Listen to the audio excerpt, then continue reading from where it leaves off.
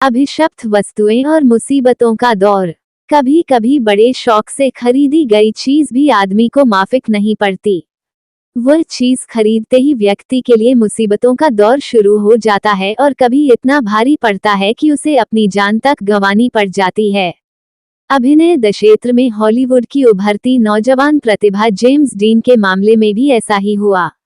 James अपनी किशोर वय में ही अभिनय में अपनी विलक्षण प्रतिभा और सुनहरे भविष्य के संकेत देने लगा था, लेकिन वो सुनहरा भविष्य आने से पहले ही उसको मौत हो गई। उसकी मौत का कारण बनी उसकी प्रिय कार पोर्शे। घटना 1955 की है। अभिनय क्षेत्र में जेम्स एक के बाद एक फिल्मों में अपनी श्रेष्ठता के झंडे गाड़ रहा था। हॉलीवुड समेत उसके प्रशंसक भी उसे भविष्य के नंबर 1 अभिनेता के रूप में देखने लगे थे। अपनी कारप्रियता के शौक के चलते उसने एक सेकंड हैंड पोर्शे कार खरीदी थी।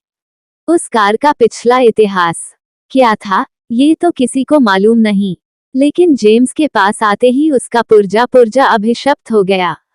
सबसे पहले तो स्वयं जेम्स ही उस कार को चलाते हुए एक दुर्घटना का शिकार हुआ। दुर्घटना इतनी जबरदस्त नहीं थी, पर जेम्स सीट पर बैठा का बैठा ही रह गया। कुछ दिनों तक कार जेम्स के घर पर ही खड़ी रही, फिर उसे एक कार शौकीन जॉर्ज बेरिस ने खरीद लिया। लेकिन उसने कार को खुद इस्तेमाल करने के बजाय उसके पुर्जे अलग अलग करके बेच डालने का फैसला किया। पोर्शे का इंजन एक डॉक्टर ने खरीदा, जो खुद एक शौकिया कार रेसर थे। उन्होंने उस इंजन को अपनी कार में फिट करवा लिया, लेकिन एक मुकाबले के दौरान डॉक्टर साहब कार को संभाल नहीं पाए और दुर्घटना में मारे गए। इसी तरह जिस व्यक्ति ने उसकी ड्राइव शाफ्ट खरीदी थी, उसी मुकाबले में वो भी एक दुर्घटना में घायल हो गया। और पोर्शे की बुरी तरह क्षतिग्रस्त बॉडी और चेसिस को सड़क सुरक्षा अभियान के तहत एक बड़ी ट्राली पर रखकर जगह जगह घुमाया गया।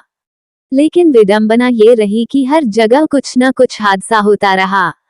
बहरहाल जेम्स की पोश और उसकी अभिशप्तता का अंत तब हुआ जब कल पुर्जों समेत उस कार के अस्थि पंजर को ट्रेन द्वारा लॉस एंजल्स वापस भेजा जा रहा था। रास्ते में पता नहीं कब, कहां और कैसे वह कार ऐसी गायब हुई कि कोई उसका पता भी नहीं पा सका। यदि ये कहानी आपको पसंद आई हो तो अपने दोस्तों और अन्य लोगों के साथ शेयर जरूर करिएगा।